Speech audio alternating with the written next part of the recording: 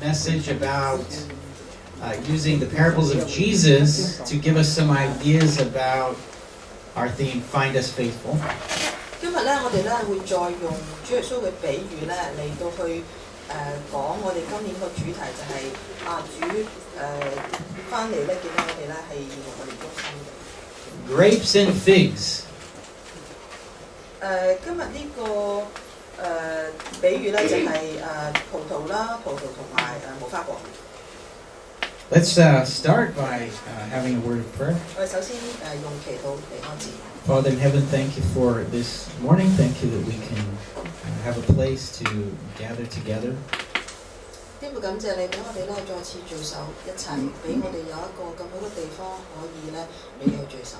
Thank you that we can do this without fear. 感謝你，我哋咧去聚集咧，我哋唔需要好驚恐，因為我哋聚集咧要驚嘅。We ask that you come, be in our time to open the eyes of our hearts to hear you. 求主你嘅靈親自降臨喺我哋當中，開我哋眼睛，叫我哋可以睇到你嘅榮美。In Jesus' name we pray. 奉主名求。 Amen. Well, let's read our scripture. The first one, parable of Jesus, found in Matthew chapter 20. 我哋睇第一個比喻，記錄喺馬太福音20章1到16節。For the kingdom of heaven is like a landowner who went out early in the morning to hire workers for his vineyard. He agreed to pay them a denarius for the day and sent them into his vineyard. About 9 in the morning, he went out and saw others standing in the marketplace doing nothing. He told them, "You also go and work in my vineyard, and I will pay you whatever is right." So they went. 呢個好像一個家主，清早出去僱請工人到他的葡萄園工作。他和工人講定了一天的工錢是1個銀幣，然後派他們到葡萄園去。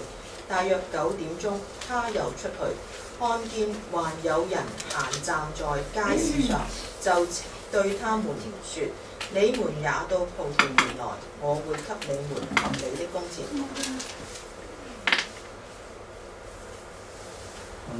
OK， 他們就去了。 He went out again about noon, and about 3 in the afternoon and did the same thing.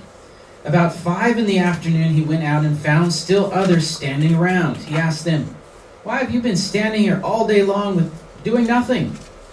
"Because no one hired us," they answered. He said to them, "You also go and work in my vineyard." 約在正午和下午3點鐘，他又出去，也是這樣作。下午5點鐘左右，他再出去，看見還有人站着，就問他們：你們為什麼整天站在這裡，不去作工呢？不去作工？他們回答：沒有人用我們。他說：你們也到葡萄園來吧。When evening came, the owner of the vineyard said to his foreman, "Call the workers and pay them their wages, beginning with the last ones hired and going on to the first." The workers who were hired about 5 in the afternoon came, and each received a denarius. So when those came who were hired first, they expected to receive more, but each one of them also received a denarius. When they received it, they began to grumble against the landowner. 到了黃昏，園主對管工說：把工人叫來，給他們工錢，從最後的開始到最先來的。那些下午5點鐘才開始作工的人來了，每個人都領到1個銀幣。最先作工的也來了，以為會多得1點，但每個人也是領到1個銀幣。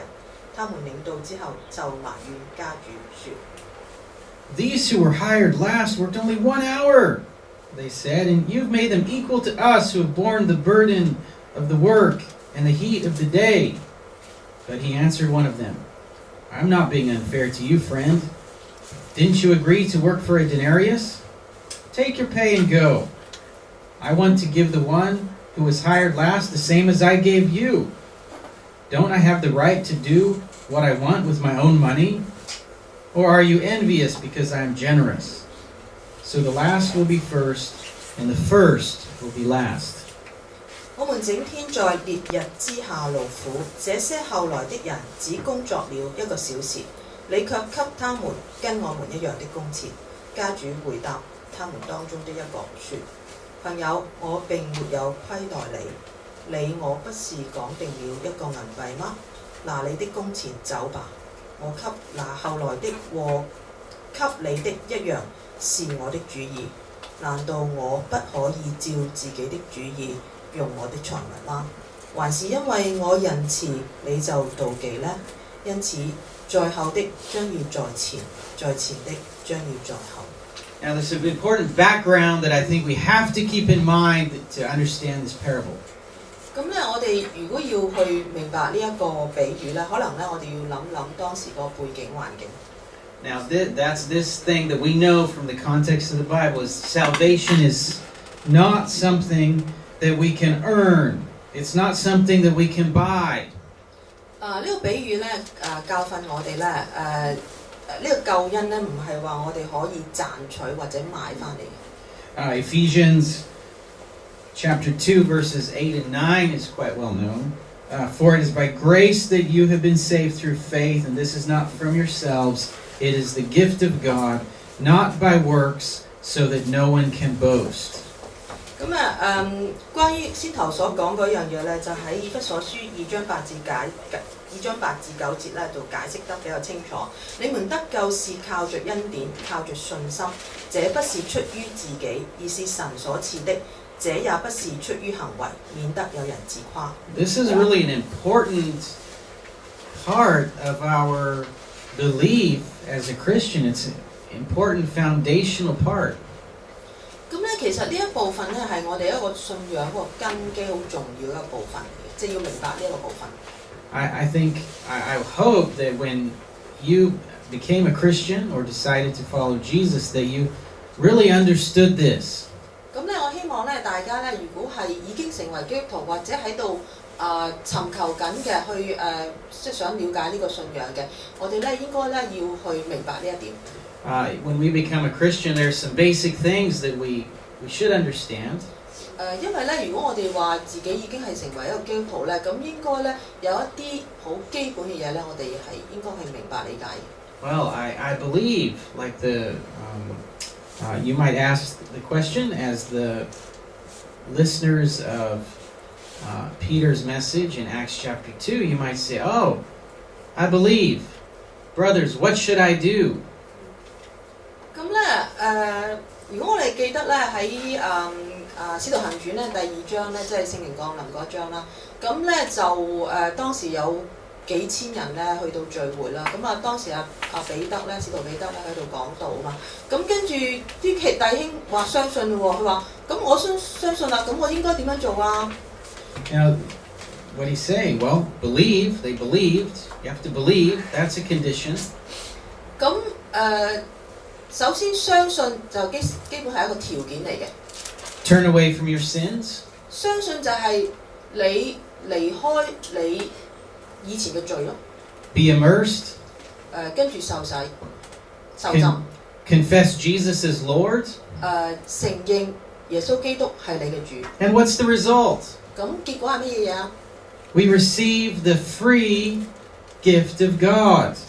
咁我哋咪就係得到呢個所謂嘅救恩，就係一個免費嘅禮物咯，係從神而嚟嘅。Our sins are forgiven, and we are saved because Jesus paid the price with His own blood. 首先，我哋嘅罪係得到赦免。點解得到赦免？因為主耶穌佢用佢嘅血同埋佢嘅生命嚟到贖咗我哋嘅罪。We receive it for free, but someone paid for it. Jesus paid for it. 嗱，之前我講咗咧，呢個係一個即係呢個禮物嚟嘅，係恩典嚟嘅，我哋唔使錢。但係點解我哋唔使錢？係因為有人付咗呢個代價，主耶穌佢用佢嘅身體，用佢生命嚟付咗呢個代價。It's free, but it wasn't cheap. 雖然話係唔使錢，即係坊間所講免費午餐，但唔係咁平嘅。因為呢個係重價嚟嘅，係主耶穌嘅寶血同埋佢嘅生命啊。If we wanted to buy it, we couldn't. We can't afford it. The cost is too high. 譬如你話我有錢我想買唔起㗎，因為呢個係神嘅寶血、神嘅兒子嘅生命，我點買得起呢？ Being saved from our sin means that we are freed from slavery to the master sin, but we have a new master, and it's not ourselves. 我哋話咧係從我哋嘅罪惡之中得釋放嘅意思咧，即係話我哋唔再做罪嘅奴僕，唔再做罪嘅奴僕，但係我哋有新嘅主人喎，神就係我哋新嘅主人。It's not me. I'm not my new master. 唔係任何其他嘅一個人。But 你嘅新主人唔係任何一個其他人。It's not me. I'm not. Yeah, it's not like. 唔係自己，唔係自己再係自己嘅主人。But obedience to the new master is the new state of being for the Christian. 所以新嘅狀態，一個基督徒嘅新嘅狀態咧，佢哋就係要去服從佢哋嘅新主人。If you say Jesus is your Lord, then what are you saying? You're saying that you will obey Him.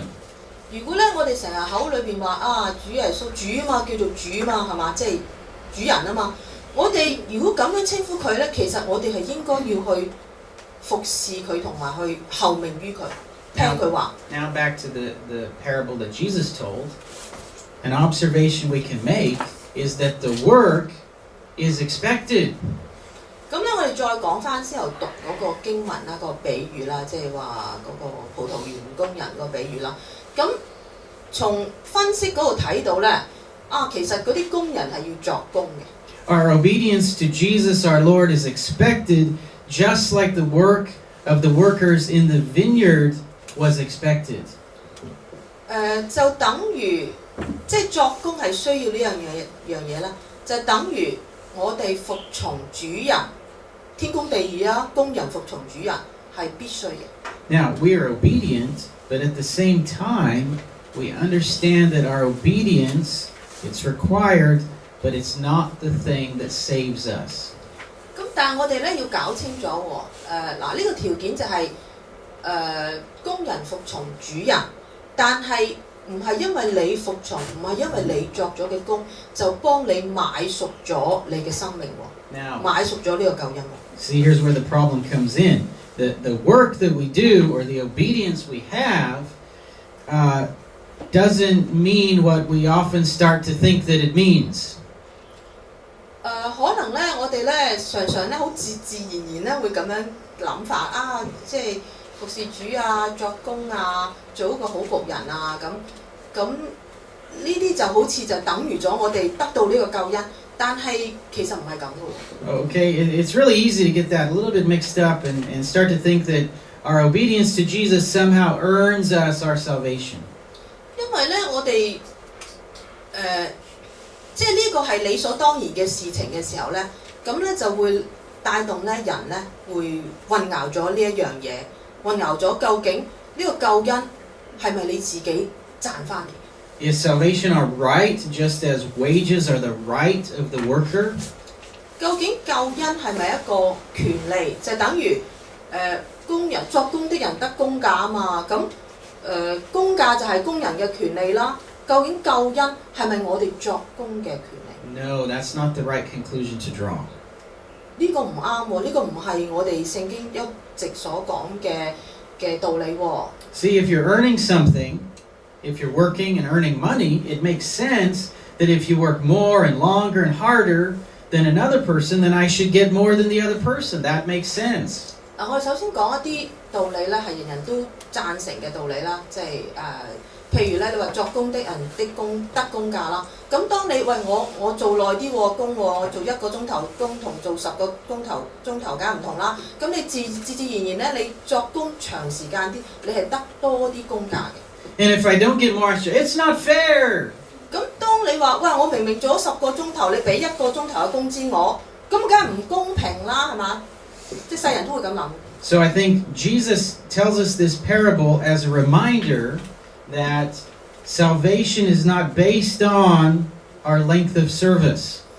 所以咧，主耶穌咧佢講呢個比喻咧，佢係提醒基督徒咧就話咧，救恩唔係在乎你信咗耶穌幾耐。Person who's been faithful to Jesus for 70 years is saved, just as the same as a person who dies after becoming a follower and being faithful to Jesus for only 5 minutes. 嗱，如果有個人佢係一個好嘅基督徒，佢好細個開始信耶穌，佢信咗耶穌70年，佢為主作工70年，跟住佢死啦，咁佢得救啦。咁呢個呢，亦都另外一個例子就係、有個人佢啱啱即係佢臨死之前信咗耶穌，佢真心悔改得救。佢信咗耶穌，只不過係5分鐘啫，佢死之前5分鐘，佢真正係認罪悔改，佢得救，佢都一樣得救喎。你70年嘅信主同5分鐘嘅信主都係用同樣嘅得救喎。You hear that example and you just kind of feel, no, that's not fair. You kind of just get that, what? 咁可能咧，即係或者有啲人或者個心裏邊咧，要即係諗唔係幾，即係唔係幾啱喎，唔係幾公平。I feel like that a little bit. 佢話佢都係咁諗。Yeah, sure. Okay, but this is a reminder. Also a reminder from Jesus that salvation is not based on how much work was done by you. 但係因為咧，主耶穌知道我哋點諗啊，所以咧佢咧特別咧俾咗呢一個提示我哋，呢個溫馨提示我哋啦，就救恩唔係視乎你為主作工嘅長短而賺取嚟嘅。The lady whose calling led her to personally look after 1,000 orphans is saved, just the same as a lady who was called to look after just one.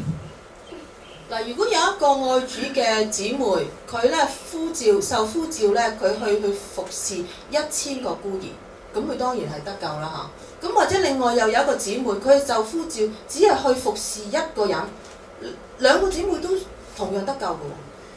Salvation, one more point, is not based on how hard the service was. 咁咧，甚至乎咧，我哋可以咧理解到咧，得救咧唔係話呢個人作嗰個工咧係辛苦啲嘅，嗰個人另外一個人去作嗰個工係輕省啲嘅。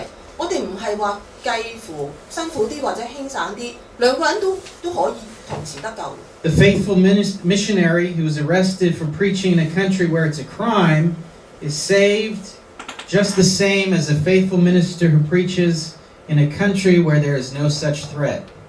咁咧，我哋知道有啲宣教士啦，咁佢哋好勇敢啦，或者去一啲回教國家或者係啲共產國家工作啦。咁咧，其實咧佢哋一講到咧，其實佢哋嘅生命已經受威脅㗎啦。咁呢類嘅咁樣嘅神嘅僕人，佢哋係會得救。但係換咗另外一啲地方即係呢個宗教係自由嘅，咁嗰個牧師佢冇受到呢啲嘅威嚇，佢依然係咁去傳道，佢一樣係相同嘅得救。And Jesus says, why are you so upset? Why do you think something's unfair here? 嗱，咁主耶穌知道咧，我哋咧會為呢啲個心裏邊不平，咁佢就話喺呢個比喻就話啦，喂，點解你唔開心啊？ You knew the arrangement at the beginning, and you're getting what was promised to you.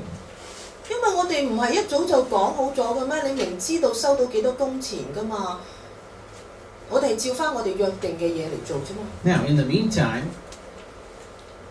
don't forget that we don't earn our salvation.